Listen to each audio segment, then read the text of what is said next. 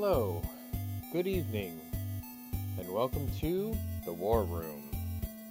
Today is day 49 of Russia's incursion into Ukraine. Today is also the day I am no longer the answer to life, the universe, and everything in between. Some of you know what that means, some of you don't. I understand. Anyway, I think I'll be able to keep this under an hour again. My goal is to try to do these within an hour.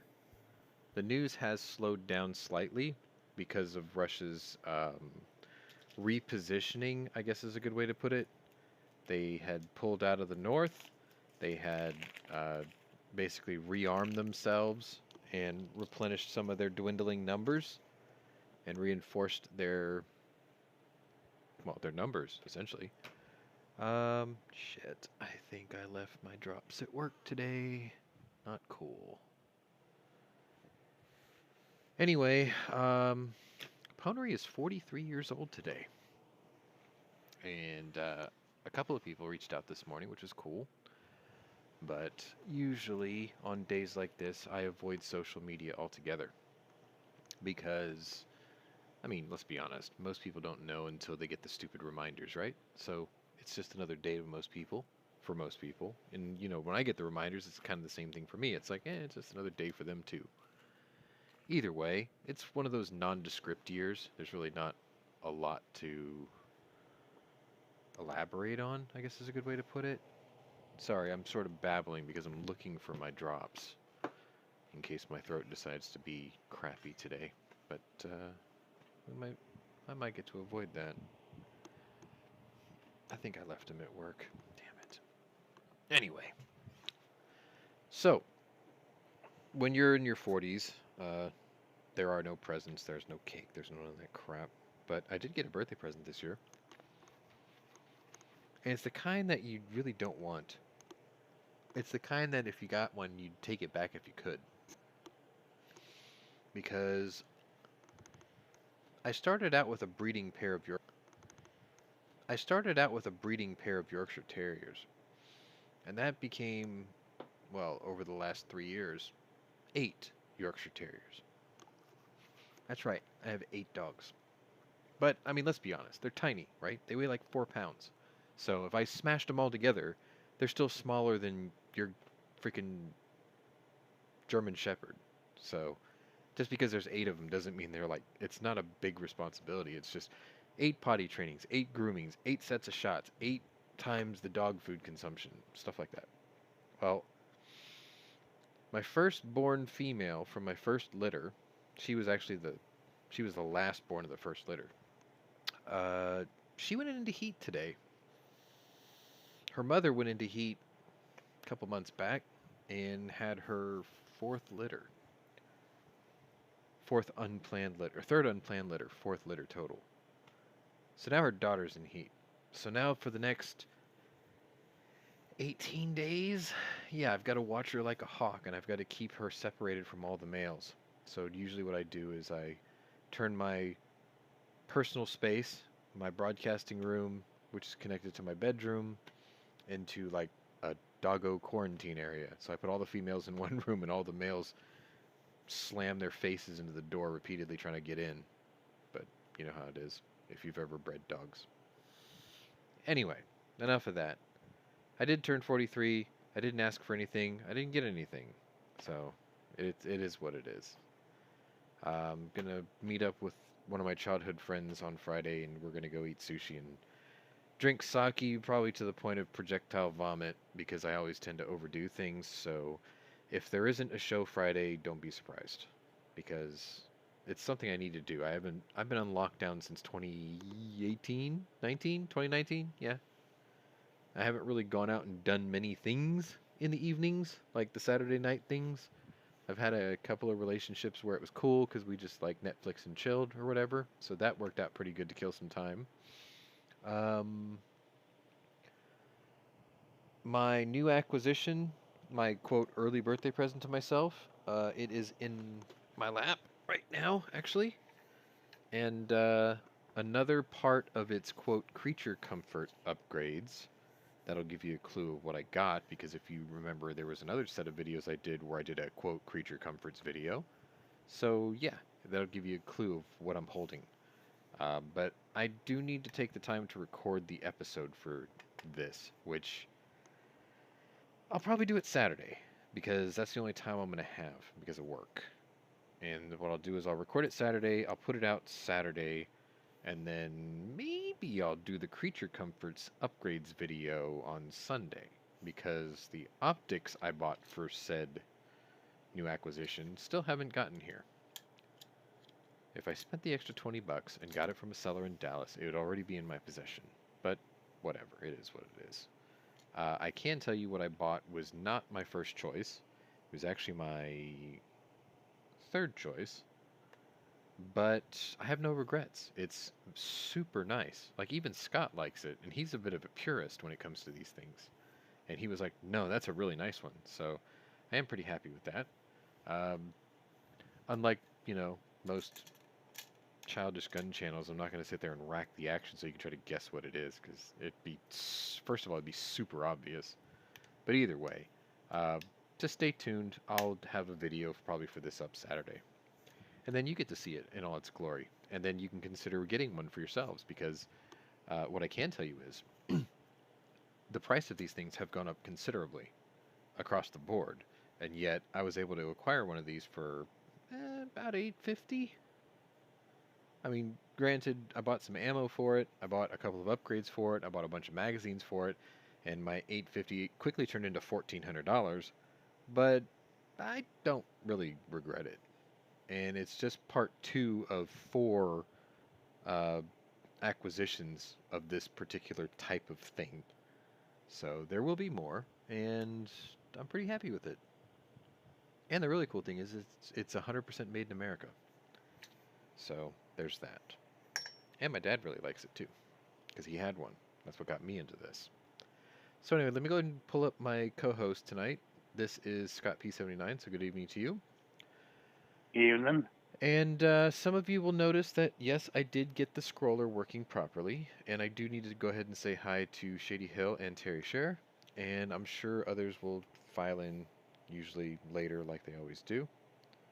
But if you're wondering what I was doing before I pulled you in, I was just giving them birthday and doggo heat updates, and I didn't tell them what I bought, but you know what I bought, but I haven't told everyone else. I'm probably going to do a video for it Saturday.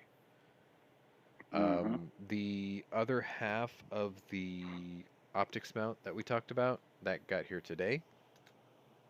So I got a question for you about that, because you have the same one. What are the roll pins for? It came with 4 bolts and 2 roll pins. 4 bolts, 2 roll pins for what? The mount. You know how there was an upper and a lower mount? Yeah. It came with 4 Allen bolts, or screws, and it came with 2 roll pins. I don't remember what the roll pin is for, but the 4 bolts are for mounting the upper to the lower. To the lower, right. I saw the 2 roll pins. I'm like, what the hell are these for? There might be a roll pin in the lower. I'm thinking maybe it's in case you don't want to use all 4 of the cap screws. Maybe. I don't know. Anyway. It's possible. Yeah. So, let's see, what else? Domestic news? I guess since it's going to be a shorter show, let's go ahead and do a little bit of the domestic news. President Biden nominated a complete anti-gun liberal douchebag from Ohio to be the next ATF, the head of the ATF. I have a funny feeling that he's not going to get very far in the confirmation hearings. On top of that, the Brooklyn subway shooter has been apprehended. He was captured earlier today. Yesterday evening, he was taken alive. He didn't even put up a fight. After combing through his social media posts about his rants about the government and Eric Adams being a shitlord and how the cops are useless. He was kind of right about that. I think he wasn't too far off. I mean, let's be honest. His rant was spot on. His reaction to that rant, at least that one. Yeah, the reaction, though, is unreasonable, let's be honest. Either way, he has been apprehended. His name, see, I think I wrote it down here somewhere. He's 62 years old. Um, he was short and stumpy like Danny DeVito, 5'5", about 180 pounds, just like the description from eyewitnesses. Um, he he was armed with I believe it was a Glock 17 with extended magazines. So I can only imagine that they were 33 round fun sticks. However, Yeah, they're probably the Korean ones. well, here's the other thing though. In the video, when you hear him shooting, it's Mm-hmm. it's 3 shots, a pause, 1 shot, a pause, and 3 shots. So that's 7 total. But later on in the day, they upgraded the figures to 31 rounds were fired. No freaking way. Well, it's possible. Maybe the recording didn't catch all of it. Either way, the gun jammed, and he had abandoned it along with his bag, which was full of fireworks, smoke canisters, which were basically the giant smoke grenades from fireworks shops. Like he didn't have pull a pin and watch it blow kind of smoke canisters. I forgot what else was in there. There was a couple other things in there, fireworks, things like that, because I guess he was trying to use them for distractions. His van was a rented U-Haul with Arizona plates. There was a very particular Gun Channels joke about that yesterday that we passed along all day long. Some of you know what that means, others may not, but candy. it was pretty fun to play with a little bit. Anyway, they did apprehend him. Motive based off of his social media post, dude's a fucking loon. So that's all I've got for domestic news. ATF nominee, Ohio liberal douchebag. Basically, the only thing you need to know about him is he got a shining endorsement from every town for gun safety. That's all you need to know. Oh, so he's a loser. He's one of those, yeah. Let's see, what else was there? Oh, yeah, so Georgia officially is the 25th constitutional carry state. That's cool. We're halfway there. You would think that any town for gun safety would probably just count their losses and shut the fuck up, but they're probably going to get more desperate. Yeah, and they're going to become more belligerent and more, I don't know, autistic screeching noises, harpies, that kind of thing. Yeah. Basically, more liberal. Yeah. I mean, God, that's like a really bad white zombie parody. More liberal than liberal. But yeah, they're gonna be that way. And for those of you who don't know, David Hogg pedaling on his bike, he never made it to New York. I'm sure he probably fell over, passed out, and looked for a safe space somewhere in, I don't know, the hills of Western Virginia. He never made it. And Greta Thunberg probably called him and said, "It's okay, honey, come back home." Well, it would have taken too long for her to get here because she would have had to sail across the Atlantic again. Right, she just called him on the sat phone. Jesus. Which is made of plastics, which is made with petroleum products, by the way, as is most of her boat. Yeah. Anyway. All right, so let's go ahead and get into the news of the day, just because I do want to get you in and out of here relatively quickly, because I do have other things I want to do for my birthday, including a very beautiful young lady who's been calling me all day, and I need to call her back. So we'll get to the stories. First story today I've got for you actually came from 1:15. So I didn't have any like immediately after midnight type stories because most of them started before midnight and then this one. And I think the ones before midnight I already went ahead and gave to you on yesterday's episode. HVS says his Glock is never jammed, and I got to admit, neither has mine. Even with shield arms magazines and not changing the mag release button like they recommended, never had a malfunction, ever. So one must assume that the Brooklyn subway shooter probably used garbage like Aguila ammo, which is really downloaded. Or is not a gun guy. Maybe. Never cleaned it. That maybe. I don't know. It's hard to say. He bought the gun in an Ohio pawn shop. That much we do know. Oh, there you go. Yeah. He bought Frankie's old gun. Possibility. Nah. Why are you here? There's a war. People shoot each other. End of story. Go see Lady now. No, no, it's fine. It's fine. I got plenty of time. I'm gonna Who's see her. that? I'm gonna see her Friday anyway. Oh, the dentist assistant. No. Who said that? Oh, P&W Woods. Oh, Woods. Yeah, Mr. Woods. It's okay. See, Besides, that sounded like something that Virginia Tech would say. she's 16 years my junior anyway, so she has to learn patience anyway. Anyway, Where you need to live vicariously through her. I'll put a couple things through her, sure. Anyway, let's go on. And enough of Pwnery's real life. First story, 1 o'clock, quarter after 1. Oh, by the way, I think I said this already. Scroller is correctly updated. All those figures are in real time as of about an hour ago. And the thumbnail you see today is actually one of the other stories I'm going to present to you. So I just thought that was kind of a neat photo of solidarity. Here's the first photo I've got for you today. And this is when they were headed over there. Oops. Hang on a sec. I'm trying to pull this down. So there you go. All right. So Lithuanian president heads to Kyiv. This was at 1:14 in the morning. Actually, it was actually 8 in the morning for them. But I'm pretty sure this is a pre-facto story in photo op. Heading to Kyiv with a strong message of political support and military assistance. Lithuania will continue backing Ukraine's fight for its sovereignty and freedom. Sure. And that's actually a good photo op because that's his entourage there. And his name is, was it Gitanas Nausėda? That doesn't sound like a Lithuanian name. That sounds more like, I don't know, a Latin name, doesn't it? Gitanas Or Nausėda. Greek. Maybe. I don't know. The Greek name that I shared with you this morning. Oof, oof. Moving on. About 2 hours had passed, and I have this photo, which is sort of the same one in a way.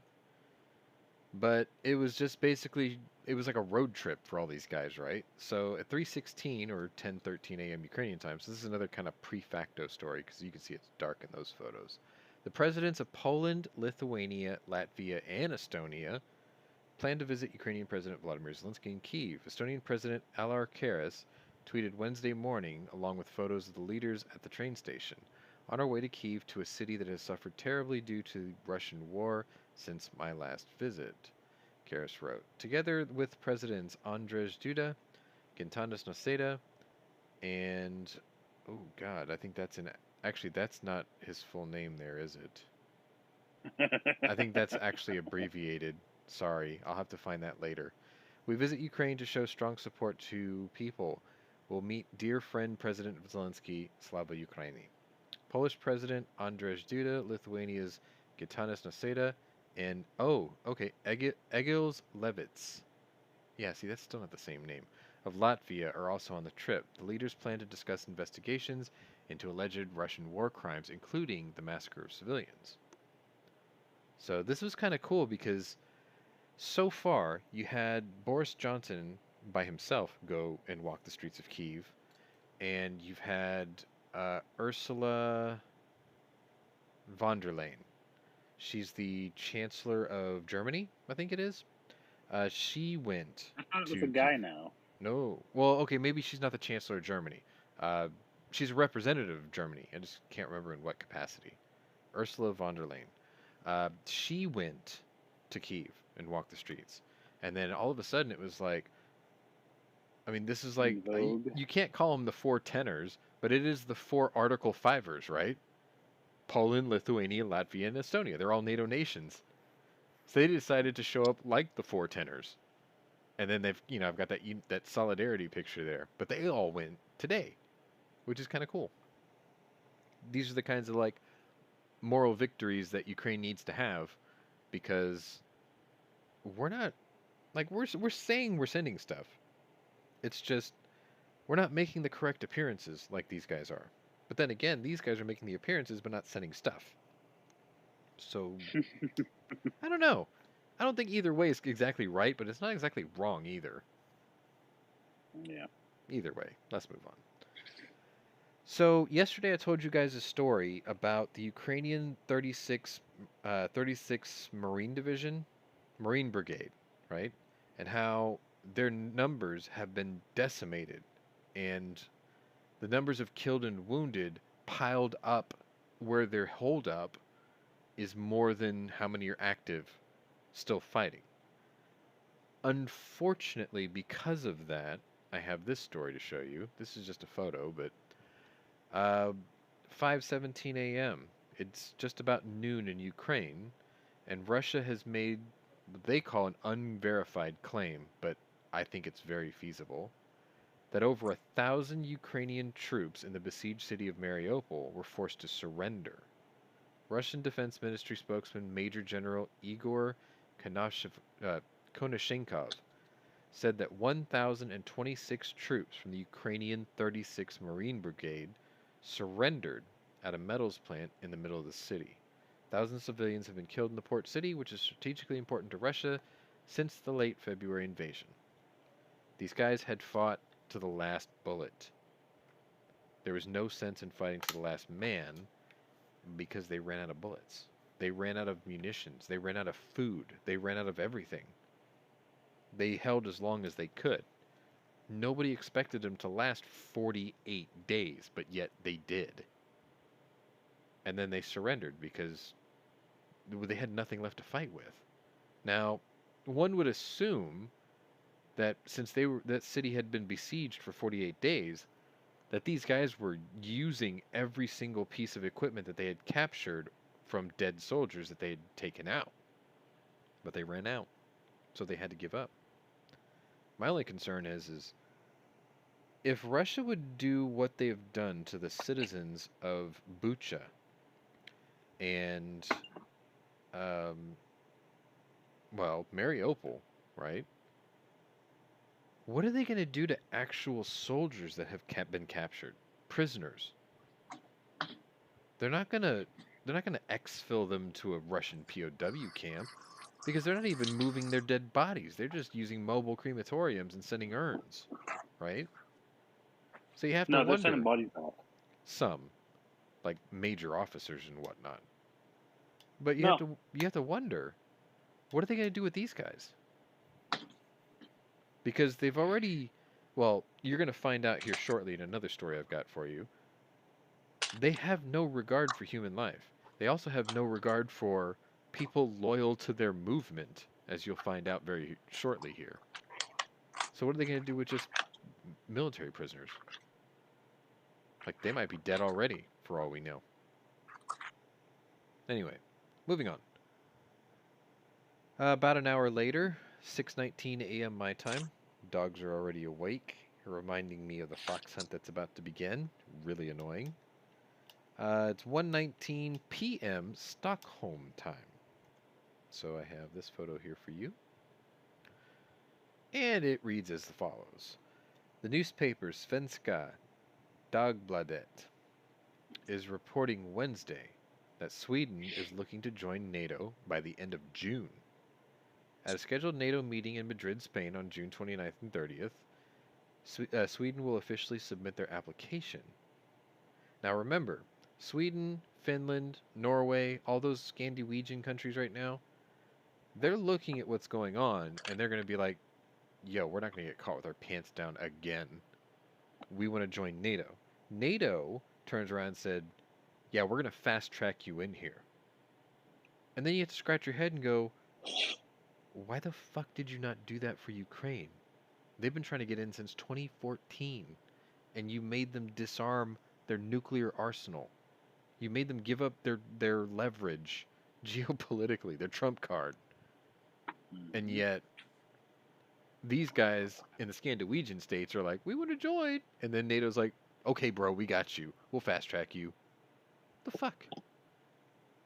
Anyway, moving on. Told you I'm going to get you these quick today. About another hour goes by. 2:20 p.m. Ukrainian time. And I think, I don't want to say this is the story of the day. I don't think I actually labeled any of them as story of the day. But here we go. Here's a photo for you. The Ukrainian city of Kharkiv was hit with 53 artillery and rocket launches in just the past 24 hours. A regional official had announced on Wednesday night.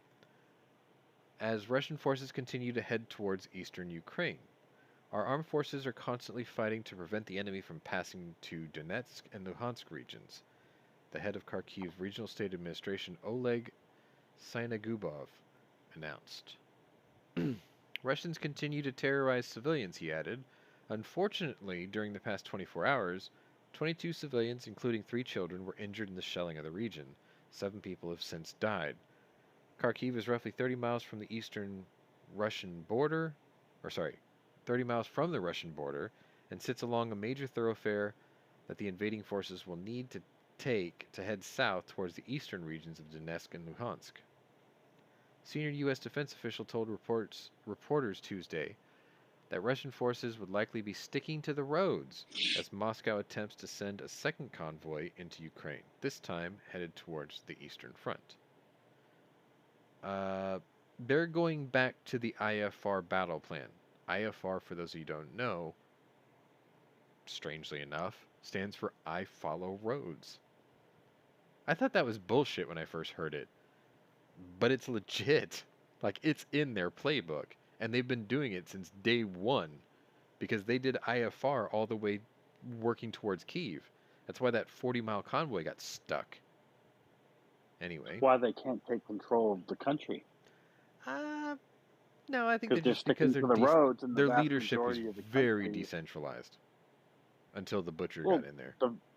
The vast majority of the country is not on the roads. The major ones are, but I know, I see what you're getting at. Like, had they fanned out a little better, they probably would have been far more effective. They don't have the manpower to fan out more, though. That's the thing. Yeah, 200,000 sounds like a lot, but in a country as big as Texas, that ain't much. So, the changing spring weather means a ground invasion could prove more difficult for Russia, and heavily armored vehicles will be prevented from off-roading as the grounds thaw. It'll just turn into one giant mud bog. Despite the nearly 50 days of heavy shelling, Sinagubov advised Kharkiv residents to not evacuate and said our armed forces destroyed a lot of equipment and manpower of Russians every day. Believe in our defenders and keep calm, he added. It is unclear if the Russian convoy was responsible for any of the shelling that targeted Kharkiv in the past 24 hours, but a senior U.S. security official said Tuesday that it did not appear Ukrainian forces had started hitting the convoy. The Russian troops are believed to be transporting a mix of personnel and armored vehicles to support what Western officials described as a major offensive now being redirected in eastern Ukraine. The convoy is believed to be roughly 77 miles south of Kharkiv, outside of the city of Izium, roughly 16 miles from the Donbass regional border, and a slow-moving operation. Defense officials are unclear on where exactly the procession of these Russian troops are headed. I'll tell you what, if NATO had fast-tracked Ukraine and this battle still came, this would have been the second highway of death. And this conflict this highway of death may have never happened, because if they got involved sooner, the original highway of death at Kyiv would have decimated them. And yet... Yeah, there wouldn't have been anybody for the second one. Exactly. They would have had to have retreated and tried this again like a year from now to recover all their failures.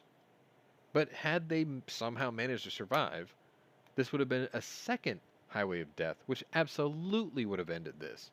Because then they'd have nothing left.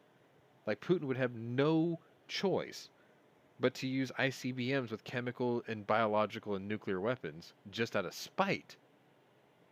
But he still thinks he's got a chance to win this. Because the West isn't quite helping enough? I don't know.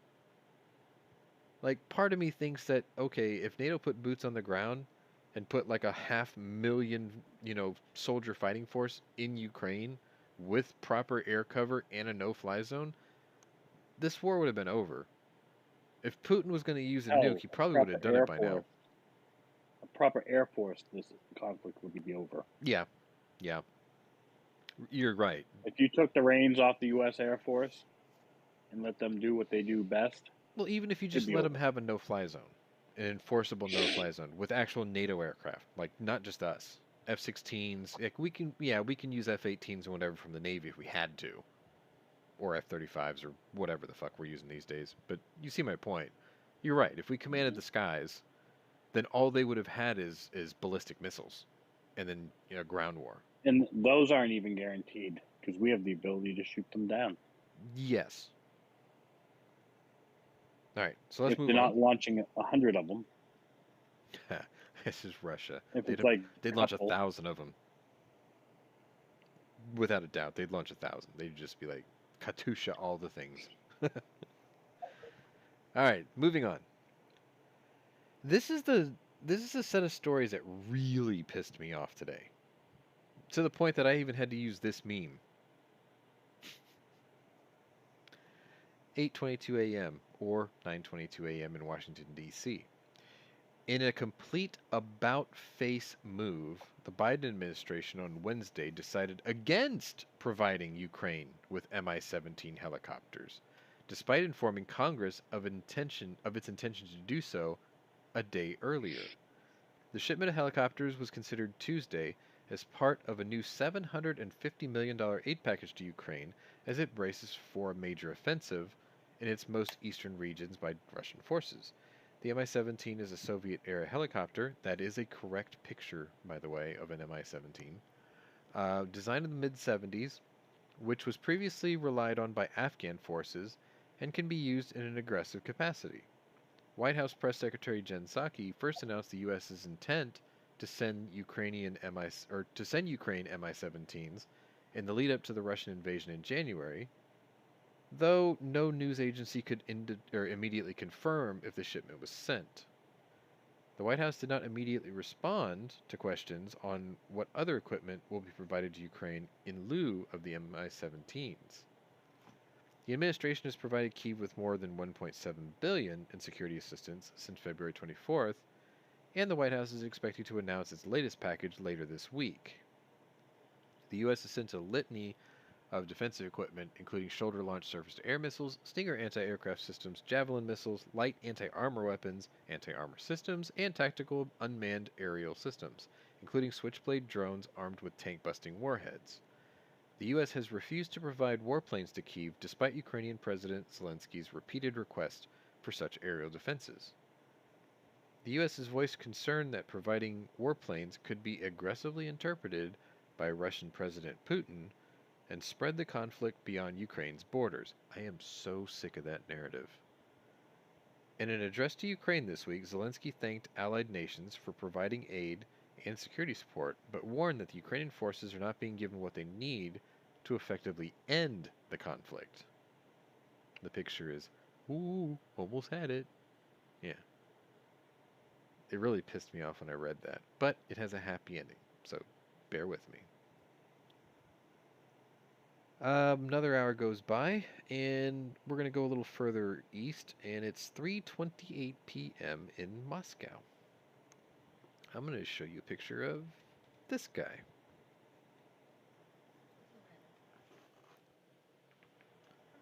Kremlin spokesman Dmitry Peskov said Wednesday that it is unacceptable for President Joe Biden to describe Russia's invasion of Ukraine as a genocide.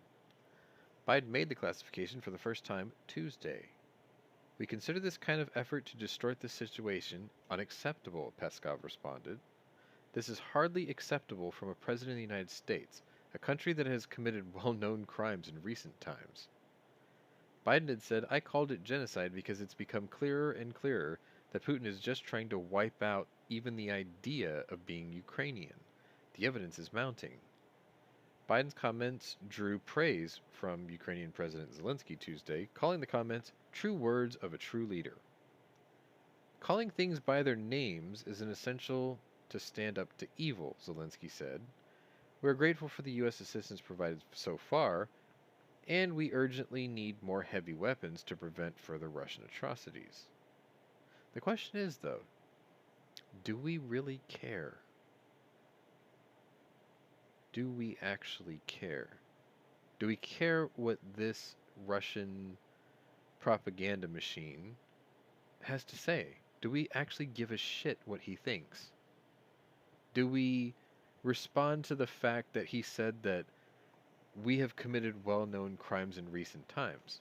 It's like, okay, yeah, we're aware of that, but we're not in the wrong here. You are. Your country is in the wrong here. Why would you call what we're doing unacceptable? What you're doing is unacceptable to humankind. You're killing your fellow man. You're killing the very people you called your brothers Yes, 8 years ago when you took Crimea. Why do we care what you think? Fuck out of here. Moving on. About another hour goes by. I'm going to take you back to Sweden. 5:30 p.m. in Sweden, as a matter of fact. Because the original story I gave you about Sweden has sort of expanded greatly. And this person here is Swedish Prime Minister Magdalena Andersson. And she aims to bring her country into NATO in June of this year, as Finland also signals intent to join the Western Alliance following Russia's invasion. Andersson told Swedish outlet SVD that her party, the Swedish Social Democrats, had made a decision on the NATO issue, with party informants telling the outlet that the plan is to submit its application at at June 29th's NATO meeting in Madrid. Any application would require 75% support in her legislature. This is an important time in history, said Andersson, speaking alongside her Finnish counterpart on Wednesday. The security landscape has completely changed. We have to think about what is the best for Sweden for our security and peace. Now remember, Indy Nindell is now a citizen of Sweden, so he's probably saying the same thing. If you don't know who Indy Nindell is, go check out the YouTube channel The Great War, or Between Two Wars, or I think the other channel is called World War II in real time or something like that. He's doing all of them now. Yeah. Does great work. He's from Houston, by the way. Let's see. Where did I leave off? The decision occurs on the same day that Finland will release its white paper assessment of the changing security environment due to the Ukraine-Russo war. The assessment will not support or reject NATO membership, but will serve as a starting point for debate on the issue, the Finnish Foreign Ministry had said. But Finnish Prime Minister Sanna Marin said that the country will decide on NATO membership in weeks rather than months during Wednesday's press conference, according to Euronews. The difference between being a NATO partner and being a member is very clear and will remain so. There is no other way to have security guarantees other than under NATO's deterrence and common defense as guaranteed by NATO's Article 5, Marin said. She called NATO an important part of Europe's political and security architecture. Marin stressed that there was no set timeline, but that everything has changed with Russia's invasion of Ukraine. All the preliminary groups and also the president will have the opportunity to make the decision in upcoming weeks. Recent polls in Finland discovered national attitudes on the issue has shifted dramatically, with support to join NATO jumping from 26% at the end of 2021 to over 60% just following the beginning of the invasion. The first time support breached the 50% threshold since Finnish businesses and policy forum EVA started collecting data in 1980. The change in attitudes observed in the survey is a result of the Finns' reaction to the change in their security environment, which seems to have left the old security policy philosophy, which had dominated Finland for many years, without a foundation. A vote on the issue in Finland could occur before midsummer, Finnish Prime Minister Sanna Marin said on April 8th. The vote most likely will happen as early as May, according to agency France Presse. We will have very careful discussions, but not take any more time than we need to, Marin said during a press conference. I think we will end the discussion before midsummer. So, essentially, they're like, yo, we need to get in now. They want to be under the protective blanket of NATO, not underneath the Iron Curtain, like Ukraine currently is sort of under. Because when the Iron Curtain pulls away, then you get to see how terrible everything was in terms of, human atrocity and exterminations and just the eradication of an entire nation and all its history and everything that it stood for. Moving right along. Let's see. The next story came, about an hour later. 6:33 p.m. Ukrainian time, or 11:33 my time in the morning. And I have this photo for you, which looks like most of the country now, unfortunately. Ukrainian media is reporting Wednesday that over 100 civilians' bodies have been found dead, obviously, in the Sumy region in eastern Ukraine. The reports cite local governor Dmytro Zhivitsky as saying that some of the victims were found with their hands tied behind their backs with gunshot wounds to the back of the head, almost as if Hillary Clinton was in the area. Unfortunately, none of the claims could be immediately or independently verified. But if I'm walking down the streets of Sumy and I trip over a dead body with its hands tied behind its back and a bullet hole in the back of the skull, I'm pretty sure I can verify that that person was executed. I'm pretty sure that Ukrainians wouldn't be exterminating themselves. Just a hunch. But anyway, just a hunch. My hunches are pretty good. Another hour later, we're going to go back to Moscow. And it is now 7:36. It's dusk. And I'm going to show you a picture that I titled Loser. And it's going to look familiar to one that I showed you yesterday. This guy. He has that look on his face like, I'm sorry that I got caught. Not I'm sorry for being a douchebag. Not sorry because I've murdered people in math. No, I'm sorry I got caught. That's the look on his face. Anyway, Kremlin spokesman Dmitry Peskov, the guy from the earlier photo, who looks like a 70s Russian ripoff of, like Dallas or something? I don't know. Anyway, signaled Wednesday that Russia has no interest, none, in trading prisoners with Ukraine for Viktor Medvedchuk, who is that guy there in the photo, who is an associate of Vladimir Putin and the former leader of a Ukrainian pro-Russian party. Medvedchuk, who escaped while being held in home confinement in Kyiv on allegations of treason, was recaptured Tuesday by Ukraine's SBU security service. Ukrainian President Zelenskyy proposed in his nightly address on Tuesday that Medvedchuk could be traded for Ukrainian boys and girls who are now in Russian captivity.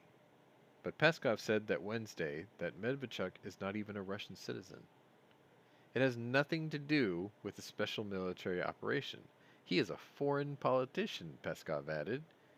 We don't know at all whether he himself wants the same kind of Russian participation in resolving this libelous situation against him. They've abandoned him. They were like, yeah, you were our bro, but since you got caught and you're not really one of us, sorry.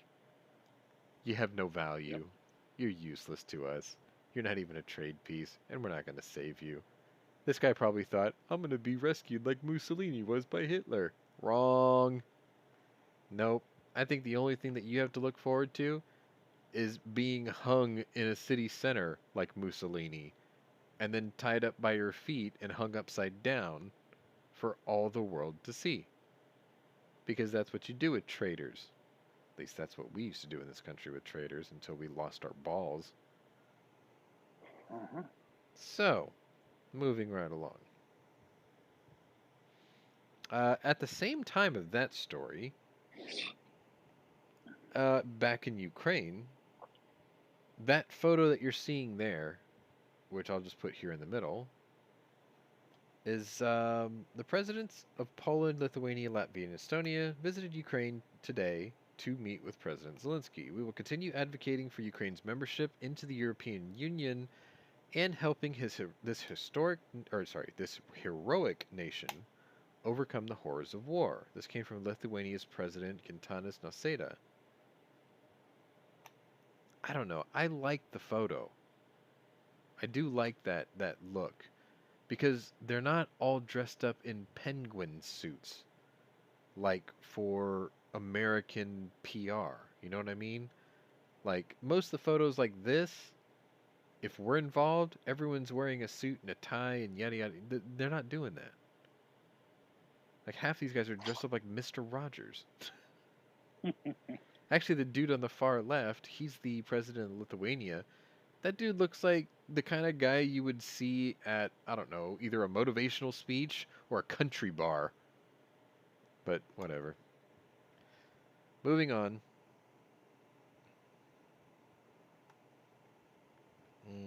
About a little over an hour had gone by. Now it is 8:38 p.m. Ukraine. So evening, dusk, night, whatever you want to call it.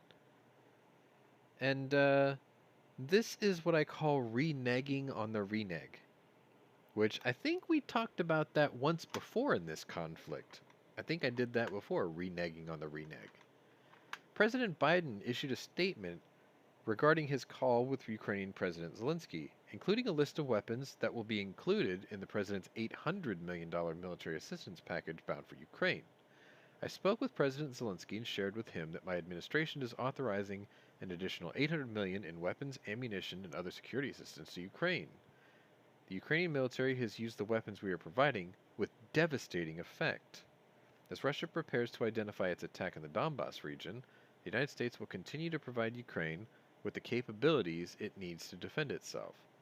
This new package of assistance will contain many of the highly effective weapon systems we've already provided and new capabilities tailored to the wider assault we expect Russia to launch in eastern Ukraine. These new capabilities include artillery systems, artillery rounds, and armored personnel carriers. I have also approved the transfer of additional helicopters. In addition, we continue to facilitate the transfer of significant capabilities from our allies and partners around the world. That's word salad. The steady supply of weapons the United States and its allies and partners have provided to Ukraine has been critical in sustaining its fight against the Russian invasion. It has helped ensure that Putin fails in his initial war aims to conquer and control Ukraine. We cannot rest now. As I assured President Zelenskyy, the American people will continue to stand with the brave Ukrainian people in their fight for freedom. Now, at this point, when this story broke, the question that came up in my head was, great, so what helicopters are you sending then? Because you already gave your East German red-headed troglodyte an announcement that we were not giving Mi-17s. So what are we giving them? Blackhawks? Apaches? Do they even know how to use them? He didn't say. So an hour later, the Pentagon had a release. In a dramatic about-face to the about-face, so reneging on the reneg of a reneg, Pentagon Press Secretary and former Admiral John Kirby detailed Monday that 11 Mi-17 helicopters will indeed be provided to Ukraine as part of the $800 million assistance package, noting that the helicopters were originally destined for Afghanistan. Kirby also noted that the U.S. has provided a total of $3.2 billion of military assistance to Ukraine, including $2.6 billion since the beginning of Russia's invasion. The U.S. is also providing artillery equipment to Ukraine as part of the package, which Kirby said was the first time the U.S. sent artillery to the country. My little side note to this was, will you please make up your fucking minds? Are you sending them or not? Because first it was yes, yesterday. Then this morning it was, oh no. Jen Psaki says, oh no. And then it was followed by, we're sending you helicopters of unnamed model.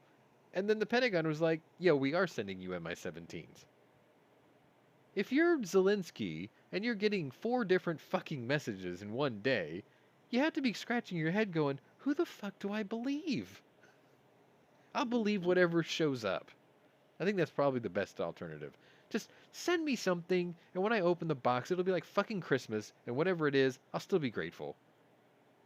They're gonna send them like fucking those little mosquito-looking helicopters that Magnum PI used, right?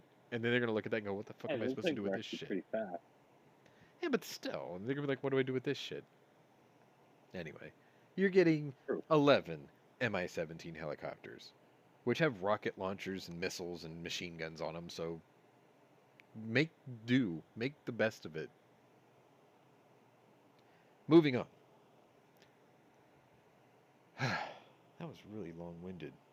Around the same time, about a minute or two later actually, Moscow had a release, and it said Russian Deputy Foreign Minister Sergei Ryabkov warned NATO that Russia could begin attacking military assistance from foreign countries that enter Ukraine. We are warning that U.S. NATO weapons transports across Ukrainian territory will be considered by us as legal military targets, Ryabkov told TASS. That's Russian state TV. We are making the Americans and other Westerners understand that attempts to slow down our special operation to inflict maximum damage on Russian contingents and formations of the DPR and LPR, that's Donetsk and Luhansk regions, People's Republics, will be harshly suppressed. According to author Lusitania, here we come, exactly. According to author and former DIA intelligence officer Rebecca Koffler, the statement indicates Russia sees weapons assistance as legitimate military targets. The Russians will likely target NATO weapons deliveries to Ukraine. They claim that they have already struck Slovakia's S-300 air defense systems. Slovakia categorically denied that yesterday, by the way, because they kept an eye on it. And they were like, no, our shit's still intact. We don't know what they're talking about. Ryabkov's statement comes the same day that President Biden announced an additional $800 million in military assistance bound for Ukraine, including brand new weapons such as artillery systems that Ukraine has requested. So here's a question. If somebody was helping our enemy with military equipment, I think it stands to reason that we would make the same threat. You're helping the country that's attacking me with military assistance. If we can intercept that shipment and destroy it, we will, by the rules of war, because it'll help speed up the finality of said war, right? The fact that we have been splitting hairs on the difference between what they're considering an offensive weapon and a defensive weapon is frankly ridiculous, because Ukraine didn't declare war on Russia. Ukraine did not encroach on another nation. They have been on the defensive since day one. Every weapon they use is a defensive weapon because it is used in the defense of their sovereign nation. And anybody who says that it is an offensive weapon if you give it to Ukraine should shut the fuck up. Because they look like fools. But to be fair, if I was Russia and I saw a train with a bunch of Czech Republic donated T-72 tanks on it, I would absolutely bomb the shit out of it. That just makes sense. So, like, this threat shouldn't be taken as like a shocking bit of news. You should look at this and go, yeah, we would do that too. It just makes sense. So the best thing that we could do is take all this equipment that we're going to give them and fly it to within 5 miles of the Polish-Ukrainian border and then let them take it on trucks and trains. Duh. Anyway, the question I also had after reading this story was, if they do attack the aid and the people delivering it are from NATO nations and they perish in the process, do we Hmm. try to split that hair and consider that an Article 5 violation? Yep. Because here's the catch. NATO member personnel were killed. However, they were killed encroaching on another person's country, which means they didn't die in a NATO country. And that is a very fine legal hair to try to split. Because the Russians could argue you weren't supposed to even be in there. Your life was forfeit the moment you crossed the border, and because you are not in a NATO nation when you died, there is no Article 5 violation. That is a very easy point to argue. I mean, it's chain of custody. It's a very basic legal premise. So, it's kind of a gray area. I would like to see them try to make that argument that that was an Article 5 violation, because whoever wins this conflict will win that argument too. But then if they do win that argument, that sets a precedent for every war or conflict that follows it. So it's kind of a dangerous situation, because this could turn around and bite an ally in the ass at the same time. Moldova is not NATO, Gabriel. Moldova is actually the poorest country in the region, and their loyalties right now, their heart's in the right place when it comes to helping refugees with the Ukrainian situation, but their loyalties are aligned with, look, just do whatever you have to do in our country. Just don't fucking break our dishes, please. Just get in and fucking leave. Do what you got to do and go. That's kind of their take on this. Because they don't have anything that they can sacrifice. They can't lose anything because they're so broke. Like a fifth of their country had mass exodus out of Moldova because of how poor the country was. They left for greener pastures. So it's like they're in a real tight spot. They don't want to help the Russians, but if they don't, then the Russians would destroy their country. So they were just like, look, if you just want to like sit on our border and then cross over, as long as you don't break anything, you can stay there. But we don't like it. We're just saying we don't like it, but we can't stop you. But please don't break our dishes. That kind of thing. Moldova should be next. I don't know. See, I always had this theory that when it comes to fighting socialism and communism in Russia and China in general, any country that's under the crosshairs of those two belligerent nations, if they request to join NATO or the EU or the UN or whatever, they should instantly be given access, because that is a thumb in the eye of China and Russia, right? It's like, can we please be under your protect? Yes. Because then Russia has to make a decision. Do they want to fight against all of the UN or NATO or whatever the fuck, right? I think as a fuck around and find out type of response, the day that Ukraine asked to join because they need help, we should have just been like, yes, cool, you're in. Fuck you, Russia. You're a move, Skeletor. And then when Sweden and NATO or Sweden, Finland, and Norway are like, we need to join too. We have an 863-mile long border against Russia. We'll be like, welcome to the party, pal. That it's just the same.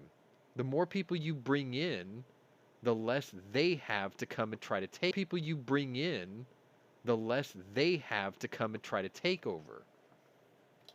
And I mean, it hastens their whole one world government theory, which a lot of people say that's a terrible idea. If it's done properly, it might not be a terrible idea. This is the only way I can see No, it it's a working, though. terrible idea. No, because if you do it parliamentary, then it's not a bad thing. If you put one person in charge of the whole thing, that's a bad idea. I'll give you that. But if it's parliamentary, Even parliamentary, well, somebody's got to be in charge. they could have like, how do you do this? Like a ringleader, right? Like a referee of the parliament. That's fine. But that guy can't have any unilateral control to make the decisions of the entire parliament. You see what I'm saying? Like he's like a bouncer. That's fine. Like even UK's parliament's like that. Anyway, Gabriel was saying that Ukraine was not meeting all the anti-corruption rules. That's true, but they were sort of stuck in like a civil conflict. I mean, the whole crux of this conflict is Donetsk and Luhansk, and it's like people want to split up, right? There's Russian separatists, and they just don't want to leave Ukraine because I guess the jobs are better, the money's better, the territory's better, or whatever. And it's like you're screwed either way. I don't know. Like the UN tries to be a one world government, but the thing is it's they're not doing it the right way at all because they want one person to be in charge. They want that. They want that whole this guy's in charge of all of you, and that'll never work because, like you're trying to say, absolute power corrupts absolutely. In a parliamentary system, though, everyone's got an equal voice, which means you can fall back on the premise of government works best when it's in gridlock. Because trying to get the entire world in a parliament to agree on passages of laws that they all agree on would be damn near impossible, which means the only ones that get through are the ones that are so obviously, like, okay, that's a good one, but it's so common sense that why didn't we think of this shit before? Those would pass, but almost everything else wouldn't because you'd always have some detractor saying, no, that doesn't work for us. So Yep. it took me a long time to come around to that theory or that belief that government works best when it's in gridlock. Now I get it. The older I get, the more I understand it. Because, there was a time where I was just like, look, you want to solve these problems? Put me in charge. I'll fix it in like a week, right? I've got the ideas. Let me just do it my way. And if it works, great. If it doesn't, I'll step down. That's fine, but that's totalitarian. I could see how very easily I could be accused of being a dictator. Being like, look, I want this done. We're going to do this. Just trust me, it'll work. Well, for me, that's the way I'm saying it. But someone else is going to hear that as do it or else. And I could see why that wouldn't work. I don't know. Anyway, moving on. I got, I think, 2 stories left for you. And then I'm going to let you go because we already hit the hour mark. Gridlock is good. You're right. Okay, so it's probably the only time gridlock is good.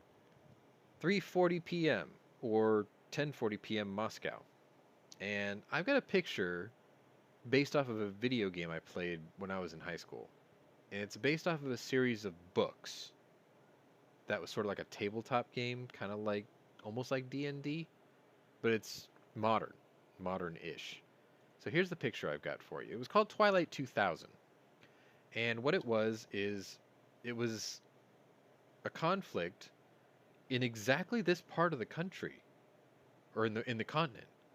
It was between the borders of Poland and like Ukraine. And it was, role playing the aftermath of World War III. I played this when I was in high school. I played this back in 1995 or 96, something like that. And the game was kind of rudimentary, but like the story, the mission sets, the fact that you needed to learn so many different languages, the fact that it had very, very modern equipment for a game made back then, right? Like you had PSG-1s from H&K, you had M2HBs, you had Mark 19 grenade launchers, AGS-17 grenade launchers, SVD Dragunovs, AKs, AKMs, 74s. Like a bunch of this stuff was in that game. It was really cool. Anyway, I use this photo because the game was called Twilight 2000. You could find it on Good Old Games, GOG.com, and you can get it for like $5 and play it on a modern computer today. You might even like it. Like matter of fact, I need to buy it because the last time I played this game was on a DOS box, and I want to play it on my new machine. But yeah, Twilight 2000. So anyway, 10:40 p.m. Moscow time, Russian President Putin held high-level meetings in the far eastern Russian city of Vladivostok Wednesday. So he traveled today, in which he praised Belarus as a Russian ally. Putin said that the 2 countries would form a union of 2 independent states that could help in overcoming sanctions together. That sounds like the words of a desperate man who just showed us that sanctions are hurting him. Now, it's not stopping bullets, it's not stopping missiles, and it's not stopping armies. But it's starting to hurt his country because now he's making mention of it. All right, Gabriel, we'll see you tomorrow, man. Thanks for stopping by. Putin said that the 2 countries have discussed the formation of a unified defense domain and referred to the Union in similar military terms to the Soviet Union. It is possible that Belarus may enter the conflict as an active combatant on behalf of Russia in the past phase. So he's trying to use him as a proxy. As Putin continues dramatic escalation, rushing to claim victory by May 9th. Author and former DIA intelligence officer Rebecca Koffler said in her remarks. So, yeah, he's basically pushing this idea that he's going to start adding proxy nations to his war. Right. And my last story for you today, which is actually for tomorrow by timeline, 6:12 p.m. my time, which is 1:12 a.m. Thursday, day 50 Ukrainian time. The Biden administration is weighing on the possibility of sending top-level officials to the Ukrainian capital city of Kyiv, according to reporting from Politico. President Biden and Vice President Nepads are both candidates to make the journey to Kyiv, though the official told Politico that Secretary of State Antony Blinken or Secretary of Defense Lloyd Austin would be more likely to make the trip, because if he gets clapped, nobody's going to miss him. The news comes as officials from other NATO members, including British Prime Minister Boris Johnson, have recently made trips to Kyiv amid the Russian retreat from the city. A potential visit to Ukraine by a high-ranking U.S. official would not be announced in advance due to security concerns. Well, then send the fucking president, you idiots. Because the photo that I'm showing you today, in the thumbnail of the War Room, are 4 national leaders. Not their proxies, not their secretaries of defense. Those are the 4 prime ministers or presidents of those nations. Boris Johnson stepped up and went there. Ursula von der Leyen stepped up and went over there. Jens Stoltenberg of NATO stepped up and went over there. We can do the same thing. We should do the same thing. And yet, we won't. Because then that absolutely gives the visual of our commitment to protecting Ukraine. And the President of the United States is not that committed. He's got one foot in, one foot out. Anyway, let me very quickly check my sources to see if there was any other updates, which I doubt there was, but I'll look anyway. Let's see. This is a human interest piece. This is the story about Ukrainian refugees are entering the U.S. through the southern border. Not a big surprise, because they're actually being flown to Mexico City, and then they just follow the caravans up. Oh, did you hear about that? Yeah. There's apparently a caravan forming of 150,000 people. That's fine. I think we should form a minefield of 1.5 million mines along the border. That'll take care of that.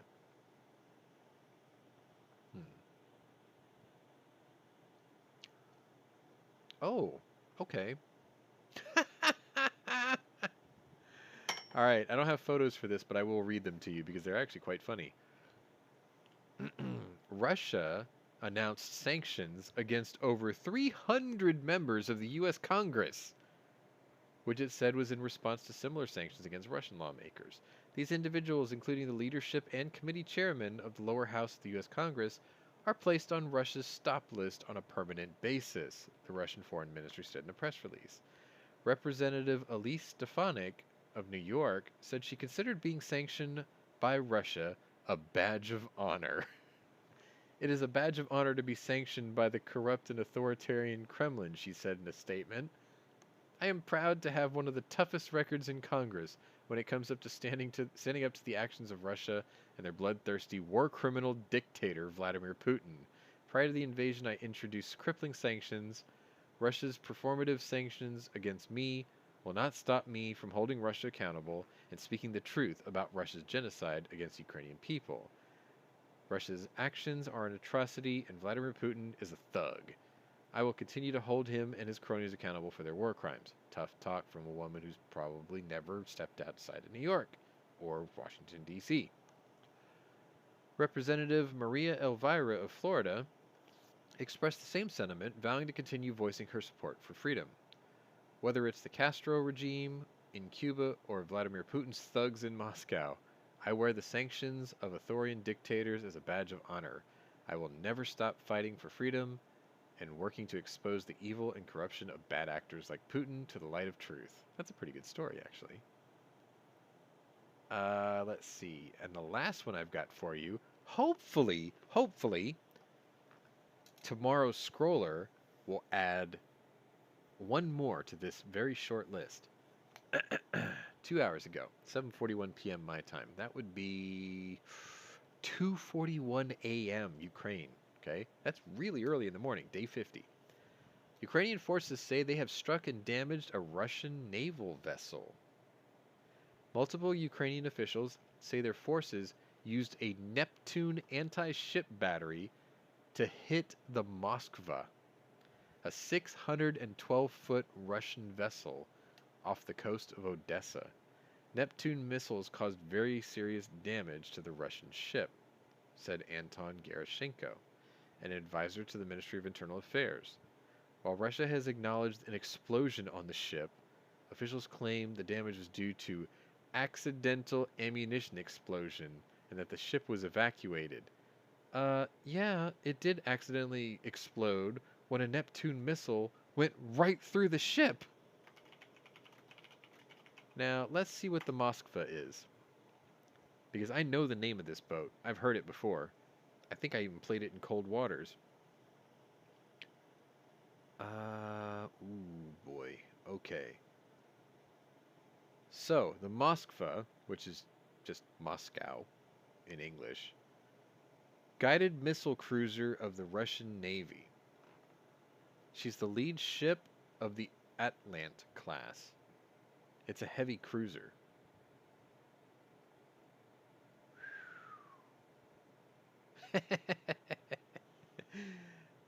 What's funny is, it was launched in 79, it was commissioned in 83, it was decommissioned in 90, and then it was reinstated back in 2000.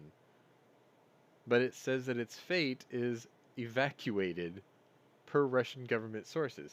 Status: damaged, missile strike per Ukrainian government, ammunition explosion. Notes: it was the flagship of the Black Sea Fleet. It's like killing another general, but in hardware form. It's amazing. So anyway, she's Slava class heavy cruiser, 13 or 12,500 tons, 611 feet long, 68.5 feet wide. She does 32 knots, can travel 10,000 nautical miles, crew of 480. She's a big girl. She is definitely a big girl. She has twin RBU anti-submarine mortars. Those things are nasty. AK-30 close-in weapon systems, 6 of them. One twin AK-103 130mm dual-purpose gun. This is a big girl. And she carries both a Ka-25 and a Ka-27 helicopter. Uses a bullhorn-mounted sonar. These things can destroy submarines. She's a monster. She's also about to be scrapped. Anyway, that's the last story I've got for you all. I did take it a little over an hour. I'm going to go ahead and play this. And I'm going to thank you all for watching and spending your evening with us. I want to thank Scott for being here as part of the panel. Sorry, Warsaw, I didn't see you write that until I was just about done with the show anyway. If you're new to my channel, welcome.